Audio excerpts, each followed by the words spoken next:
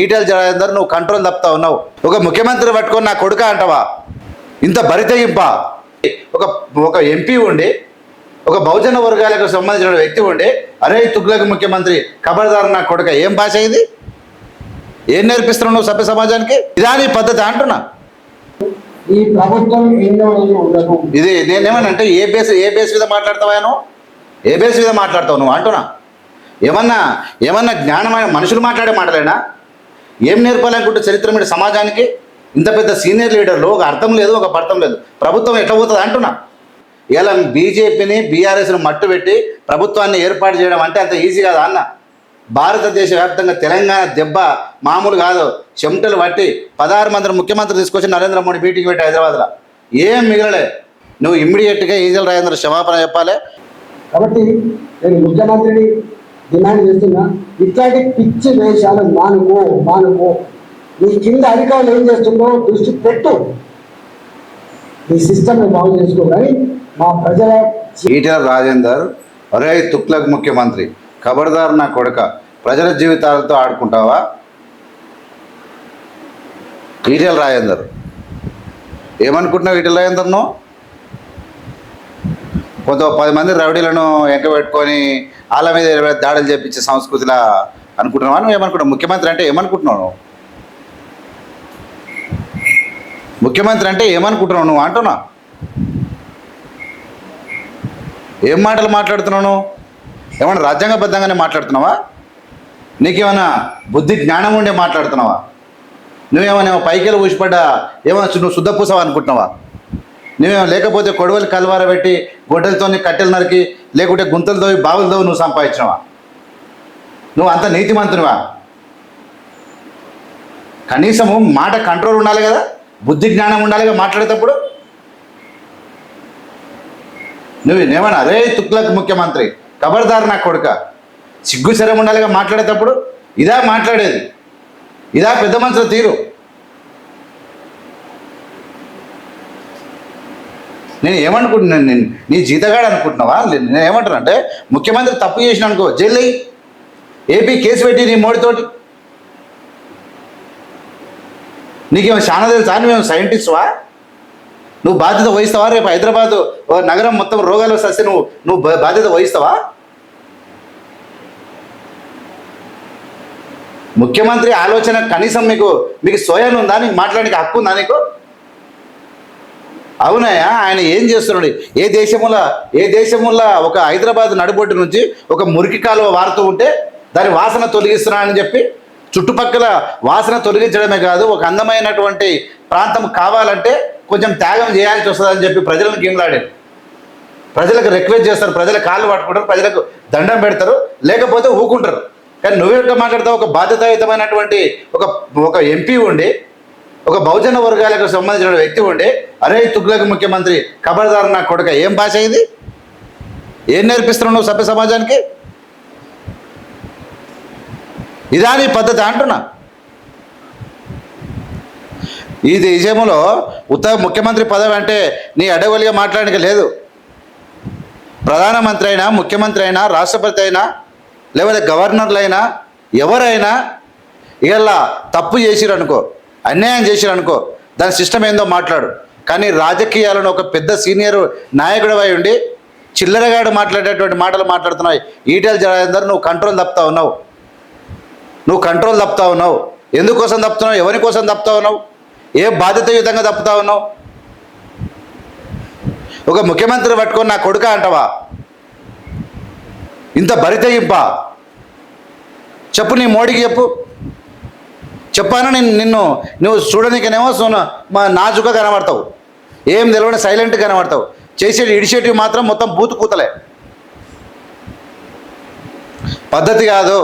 ఒక ముఖ్యమంత్రిని అవమానపరిచినటువంటి తీరుకు చాలా సిగ్గుతో తలదించుకుంటున్నాం. ఈటెల రాజేందర్ మాటలు నిన్ను ఎవడు మాట్లాడలేదు? అడ్డు అదుపు లేనోడు, భావం తెలియనోడు, బాధ్యత లేనోడు, ఒక సోంబేరిగాడు మాట్లాడేటువంటి మాటలు. చిల్లరగాడు గల్లీలలో కూడా మాట్లాడు ఓ నా కొడుక అని. ఈ రాష్ట్ర ముఖ్యమంత్రిని, నీకన్నా పెద్ద పదవి, నువ్వు సీనియర్ లీడర్వి, అనేక మంత్రిత్వ శాఖలు చేసి ఇంకా బీజేపీలో పదవులు ఉరగబెడదాం అనుకుంటున్నావు నువ్వు. ఓ నా కొడుక ముఖ్యమంత్రి అంటావా? ఎవడన్నా వాయిండా ఈ భాష ఇంతవరకు? కనీసం మాట్లాడేటప్పుడు మన నోరే కంట్రోల్ లేదు, మనమైతే లీడర్ అవుతాముగా. నువ్వు కోపం ఉంటే మాట్లాడు. ఈ విధానాన్ని పార్టీని ఓడిస్తా అని చెప్పు, ఇంకోటి చెప్పు కానీ సభ్య సమాజంలో రాబోయే రాజకీయాలకు నువ్వు ఏం భాష నేర్పిస్తున్నావు, ఏం విధానాన్ని నేర్పిస్తున్నావో నీకే తెలవాలి. ఖచ్చితంగా ఇది నేను ఈటెల రాజేందర్ గారు రేవంత్ రెడ్డి గారు సీఎం మీద మాట్లాడిన మాటలకు చాలా తీవ్రంగా, ఇంతకన్నా ఎక్కువ మాట్లాడవచ్చు కానీ మనము కూడా నోరు జారి ఇలా ఆయన నేనేమంటానంటే ఆయన ఏదో జారిండు కానీ మేము జారాల్సిన అవసరం లేదు. కాబట్టి ఇది తీవ్రంగా ఆక్షేపిస్తూ ఈ వీడియోను ఖచ్చితంగా ఈటెల రాజేందర్ గారికి చేరే వరకు పంపించాల్సిందిగా మీకు విజ్ఞప్తి చేస్తున్నా. ఈ మాటలు ఇంకా చాలా ఉన్నాయి, ఈడ కనబడకం ఇప్పుడే మీరు విన్నారు, మళ్ళీ మీకు కావాలంటే నేను వినిపిస్తాను ఒకసారి. ఇది చూడండి, ఎవరన్నా పలికే ఈడ తమ్మునేలోనే ఉందని నేను అనుకున్నా, ఒకసారి చూడండి. నేను తప్పకుండా పంపిస్తా, రెవెన్యూ మంత్రి గారు కూడా పంపిస్తా, ముఖ్యమంత్రి గారు కూడా పంపిస్తా. దాని తదుపరి ఏం చేయాలని చేద్దామని చెప్పి మీరు టెన్షన్ పడకండి, ఇంతకుముందు నేను చెప్పినట్టుగా ఆందోళనతో ఉండకూడదని చెప్పి నేను మళ్ళీ చెప్తున్నా, మీరు కానీ మా పార్టీ నాయకులు కానీ మీకు సంపూర్ణంగా అండగా ఉంటారు. నిజంగా ఇది ఎఫ్టీఎల్ ఉంటే కూడా కూడకూడదు. నిజంగా ఎఫ్టీఎల్ ఉంటే ఈ ఎఫ్టీఎల్ ఉండగా కూడా పర్మిషన్ ఇచ్చిన మీ ఎంఆర్ఓ గారికి ఫస్ట్ పనిష్మెంట్, మీ పర్మిషన్ ఇచ్చిన మున్సిపల్ కమిషనర్ దగ్గర వసూలు చేయబోతాం. నేను ఏమంటున్నానంటే ఎంఆర్ఓకు ఎవడైతే పర్మిషన్ ఇచ్చి, నేను ఏమంటున్నా పర్మిషన్ ఇచ్చిండ్రు గత ప్రభుత్వంలో జరిగినటువంటి అవకతవకలు ఇన్ని అన్ని కావు. నీ ప్రధానమంత్రి మోడీ నడుపుతున్న రాష్ట్రాల్లో నెంబర్ 1 అవినీతి ఈ దేశంలో కొన్ని రాష్ట్రాలు ఉన్నాయి. దాని తర్వాత 2వ స్థానంలో తెలంగాణ రాష్ట్రం ఉంది. ఒక్క పర్మిషన్ కాదు, ఒక్క ప్లాట్కి 10 రిజిస్ట్రేషన్లు కూడా చేసిర్రు. అంత ఘనకార్యం కేసీఆర్ ఒరగబెట్టిండు, అందులో తప్పు లేదు. కానీ ఇలా రేవంత్ రెడ్డి తీసుకున్నటువంటి ఒక దాని విషయంలో పూర్తిగా ఒక సమాలోచన పెట్టి నువ్వు మాట్లాడు. కాంగ్రెస్లను కొంతమంది పిలిచి, టీఆర్ఎస్లను కొంతమందిని బీఆర్ఎస్ను పిలిచి మాట్లాడు, సమాలోచన పెట్టి. కానీ పద్ధతి లేకుండా ముఖ్యమంత్రిని పట్టుకొని నువ్వు అడ్డగోలే కూతురు మాట్లాడుతున్నావు అంటే నువ్వు ఎంత దిగజారి మాట్లాడుతున్నావు, నువ్వు ఎవరి మెప్పు కోసం మాట్లాడుతున్నావు, ఎంత కంట్రోల్ లేకుండా ఊగిపోతావు నువ్వు. ఈసారి మళ్ళొచ్చేసారి బీజేపీ ఓడిపోయి పదవి రాకపోతే నువ్వు మొత్తం ఆటపేలు అయ్యేటట్టే కనబడుతున్నది. ఏందో నాకేం అర్థమవుతుంది. చెప్పు ఇక. కాబట్టి మీరు భయపడకండి, మీకు అందగా తప్పకుండా ఇది ఎన్నో రోజులు ఉండదు ఈ ప్రభుత్వం ఎన్నో రోజులు ఉండదు. ఇది నేనేమనంటే ఏ బేస్ మీద మాట్లాడతావా నువ్వు? ఏ బేస్ మీద మాట్లాడతావు నువ్వు అంటున్నా? ఏమన్నా జ్ఞానమైన మనుషులు మాట్లాడే మాటలేనా? ఏం నేర్పాలనుకుంటే చరిత్ర మీద సమాజానికి ఇంత పెద్ద సీనియర్ లీడర్లు ఒక అర్థం లేదు, ఒక అర్థం లేదు. ప్రభుత్వం ఎట్లా పోతుంది అంటున్నా? ఏమన్నా అన్ని రాష్ట్రాలలో ప్రభుత్వం నరేంద్ర మోడీ కూలగొట్టినట్టు అనుకుంటున్నావా? ఎట్లా ఎన్నో రోజులు ఉన్నదని మాట్లాడుతావు, నాకు అర్థం కాదు. ఎట్లా పోతుంది అంటున్నా? ఎన్నో రోజులు ఉన్నదని గాలి మాటలు మాట్లాడితే కాదు. ఎందుకు ఉండదో చెప్పు. లుచ్చా రాజకీయాలు చేస్తే ఉండదు, దోపిడీ సమాజాన్ని ఆగం చేసేటువంటి నీ ఏమైనా పద్ధతేనా? ఏం నేర్పిస్తున్నావు సమాజానికి నువ్వు? ఎన్నో రోజులు ఉండదంట.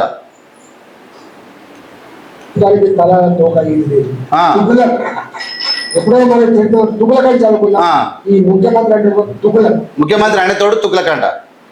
ఎప్పుడో చదువుకున్నట్ట ముఖ్యమంత్రి అనేతోడు అంటే తుగ్లకంట. ఏం చేసిండా తుగ్లకానండి? ఏం చేసిండా అంటున్నా? మీడియాను కొనేసిండా మీలేక నరేంద్ర మోడీ కొన్నట్టు? ప్రాజెక్టులు కట్టకుండా ఆపేసిరా? ఏం జరిగింది అంటున్నా? వచ్చి 10 నెలలు కాలే, వచ్చి 2 ఏళ్ళు కాలేదు, అన్న. ముఖ్యమంత్రి అనేతోడు తుగ్లకంట. తుగ్లబ్ కాబట్టి నడుస్తున్నాయి. మీ దేశంలో ఏమన్నా కాలబడదా? మీ బీజేపీ పరిపాలిత ప్రాంతాలలో ఉచిత బస్సా, ఉచిత 500 సిలిండరా, లేకుంటే ఒక విద్యనా, ఒక వైద్యమా, ఒక నీచా, ఒక జాత? అంటి పెట్టాలి, తన్నాలే, కరెంటు బంద్ చేయాలి, ఇంటర్నెట్ బంద్ చేయాలి, తన్నాలే, చంపాలి. మళ్ళీ దేశానికి ఏదో ఉద్ధరించినట్టు కలరింగ్ ఇవ్వాలి. కాంగ్రెస్ వాళ్ళు తుక్కులకు అనాలి, ప్రజలు మొత్తం అయ్యో అయ్యో అని ఎగరాలి. చాలాసార్లు చెప్పిన ముఖ్యమంత్రి గారి గురించి, మా ప్రజల్ని వేడిపించుకొని మీకేదో ఓట్లు అయితే ముఖ్యమంత్రి గారి కుర్చీలో కూర్చొని ఇవాళ మా ప్రజలు అయితే అవునా? నీ ప్రజలు అయితే మరి రేవంత్ రెడ్డికి ఎందుకు ఓట్లు వేసారు? మా ప్రజలను ఏడిపించంటే ఎక్కడ? ఏ ప్రజలు నీది? ఏ దేశం ప్రజలు? ఏ దేశం ప్రజలు అంటున్నా? అప్పుడు ప్రజలు నీ వాళ్ళు అయితే ముఖ్యమంత్రి రేవంత్ రెడ్డి ఎట్లా అయినా అంటున్నా? ప్రజలను నేర్పించినట్ట. ఎవరు నేర్పిస్తారు? ఇలా 1,50,00,000 కోటి జనాభా దాడుతూ ఉంది హైదరాబాద్. ఎన్ని కుటుంబాలకు ఎఫెక్ట్ అవుతా ఉంది? మాట్లాడు. నువ్వు ఎవరు చెప్పిన వింటలేమంటే నువ్వు సైకో అయితే. ఆహా, నేను ఏమంటానంటే చెప్పనీకి మీకు ఒక నీతి ఉండాలి, మీకు ఒక క్రెడిబిలిటీ ఉండాలి, మీకు ఒక శుద్ధశుద్ధి ఉండాలి, అభివృద్ధి అంటే ఏందో మీకు తెలవాలి. అసలు హైదరాబాద్ నగరంలో ఉన్నటువంటి నది ఏ విధంగా ఉండాలి, దాని ప్రక్షాళన ఎట్లా చేయాలి, దానివల్ల వచ్చేటువంటి వ్యాధులు ఏంటివి, ఆ మురుకు ఉంటే ఎట్లా ఉంది, రేపు ఆ మురుకు నీళ్ళు పోయినటువంటి పండించేటువంటి పాలకూర కానీ ఆలుగడ్డ కానీ అక్కడ ఉన్నటువంటి దాన్ని ఏమంటారు లూసన్ బర్లకేసే గడ్డి కానీ అక్కడ అన్ని తిన్నటువంటి జంతువుల నుంచి మళ్ళీ కూరగాయల లోపంలో ప్రజలకు రావడం వల్ల వచ్చే రోగాలు ఏందో నీకు తెలిస్తే అర్థమవుతుంది. ఆ రోగాలు ఏందో తెలిస్తే నీకు అర్థమవుతుంది అంటున్నా. చూడు, నువ్వు 30 దాటినాక సరే పడాక మొత్తం గడ్డి పెంచుతారు. ఆ కోసిన గడ్డి కూడా పోయి బలరకేస్తారు. అక్కడ ఆలుగడ్డలు కానీ లేకుంటే పాలకూర కానీ పుట్టుకూర కానీ గోంగూర లాంటి కూరలు పంటలు పండిస్తారు. అటుకెళ్ళి అవన్నీ తీసుకొచ్చి హైదరాబాద్లో అమ్ముతారు. అవే రోగాలు తయారవుతాయి. అదే పాలు వింటే మళ్ళీ తాగి చేస్తారు.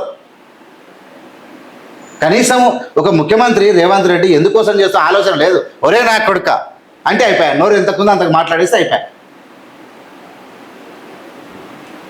మంచిపోతే కాదు పరిపాలకుడు అనేవాడు ప్రజలకు అన్నీ ఏంటిది, ప్రజలకు కష్టాలు ఏంటిది, ఒకవేళ నీకు ఇంటెలిజెన్స్ వ్యవస్థ ఉంటుంది తెలుసుకోవాలి. ఒకవేళ అక్కడ తెలుసుకునే లేకపోతే నీ చుట్ట మనుషులు ఉంటారు, వాళ్ళు తెలుసుకోవాలి. నువ్వు తెలుసుకో ఫస్ట్, అది నువ్వు తెలుసుకోవాలి. ఎందుకంటే సోయి తప్పిన వాళ్ళు మీరు భజన నమో మోడీ భజన తోటి మాత్రం బతుకుతున్న వాళ్ళు మీరు తెలుసుకోండి ఏందనేది విషయం. ఊరికే గాలికి మాట్లాడు కాదు. ఇంటెలిజెన్స్ వ్యవస్థలు తెలుసుకున్నారు కాబట్టి అత్యంత ప్రమాదకరంగా మూసీ నది తయారైంది కాబట్టి అక్కడ నదీ జలాలు పారించడమే కాదు ఒక బిజినెస్ హబ్గా తయారు చేసి హైదరాబాద్ నగరానికి రాబడిచ్చి ఆరోగ్యకరమైన హైదరాబాద్ను తయారు చేద్దామన్నటువంటి తపన మీ కళ్ళకి కనబడతలేదు. అది ఇలా ప్రజలను రెచ్చగొట్టి అక్కడ ఉన్న వాళ్ళ మీద మొత్తం లేపి ఊదరగొట్టి వాళ్ళని వచ్చిరంటే పాయరా అని చెప్పి మీరు ఆ హైదరాబాదు యొక్క మూసీ నది పరివాహక ప్రాంత ప్రజలతోటి మీరు పబ్బం గడుపుకోవాలనుకుంటారు. అది మీ ఎజెండాగా మార్చుకోరు అంతే తప్ప దానివల్ల మీరు చేసే ప్రజలు కరెక్ట్ చెప్తే నాకు అవకాశం ఇస్తే హైదరాబాద్ ప్రజలు మిమ్మల్ని చీకొడతారు. మళ్ళీ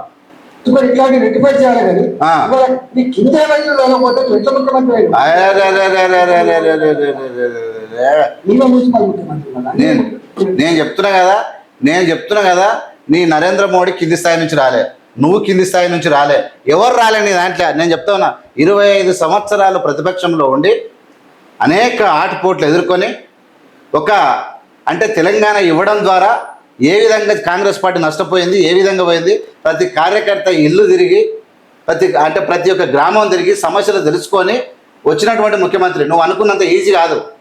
ఇలా బీజేపీని బీఆర్ఎస్ను మట్టు పెట్టి ప్రభుత్వాన్ని ఏర్పాటు చేయడం అంటే అంత ఈజీ కాదు అన్న. భారతదేశ వ్యాప్తంగా తెలంగాణ దెబ్బ మామూలు కాదు. చెమటలు పట్టి 16 మంది ముఖ్యమంత్రి తీసుకొచ్చి నరేంద్ర మోడీ మీటింగ్ పెట్టి హైదరాబాద్లో ఏం మిగలలే. నరేంద్ర మోడీ దేశం మొత్తం తిరిగింది తప్ప పప్పులు హైదరాబాద్లో ఉడకలే. అది గుర్తుపెట్టుకో. రేవంత్ రెడ్డి అంటే అంత ఈజీ కాదు. కాబట్టి నేను ముఖ్యమంత్రిని డిమాండ్ చేస్తున్నా, ఇట్లాంటి పిచ్చి వేషాలు మానుకో. నీ కింద అధికారులు ఏం చేస్తుందో దృష్టి పెట్టు. నీ సిస్టమ్ బాగు చేసుకో. కానీ మా ప్రజల జీవితాలతో జరగడబడే ప్రజలు ఇది ఇంత నీతి లేకుండా ఒక వ్యక్తి, ఒక సీనియర్ లీడరు ఇంత నీతి లేకుండా, ఇంత పద్ధతి లేకుండా మాట్లాడడం అనేది నేను సిగ్గుతో తలదించుకుంటున్నా. నువ్వు ఒక పెద్ద బీసీలకు ఇవ్వాలి, ముదిరాజులకు ఇస్తే నేనే ముఖ్యమంత్రి అని చెప్పుకున్నాను. నువ్వు ఖబర్దారి నా కొడుక అంటావు ముఖ్యమంత్రిని పట్టుకుని. నువ్వు ఇమ్మీడియట్గా ఈటెల రాజేందర్ క్షమాపణ చెప్పాలి. ఈ వీడియో ఈటెల రాజేందర్ వరకు పోయే వరకు మీరు అందరూ చేయాలి. నేను చెప్తా ఉన్నా కదా, నువ్వు ఖచ్చితంగా రేవంత్ రెడ్డిని మీరు తక్కువ అంచనా వేసారు, కాంగ్రెస్ పార్టీని తక్కువ అంచనా వేసారు. రాబోయే రోజుల్లో తగిన మూల్యం చెప్తారు. మూసీ నది పరివాహక ప్రాంతం నుంచి వచ్చేటువంటి ఆరోగ్య సమస్యల గురించి మీరు తెలుసుకుంటే గుండె రాగాలి. మీకు గుర్తుపెట్టుకో, ఫస్ట్ గుండెలు ఆగిపోవాలి. నువ్వు ఆడ ముందల 5-6 ఇళ్ల కాడ దోమలతో చేసుకొని కిషన్ రెడ్డి మీరు ఓ నాడు వండింది కాదు. తెలుస్తుంది ఎంత ఘోరంగా ఉంది, ఎంత వాసన, ముక్కులు మూసుకొని బతకాల్సినటువంటి పరిస్థితి. నువ్వు మాట్లాడకం కాదు ఇక్కడ.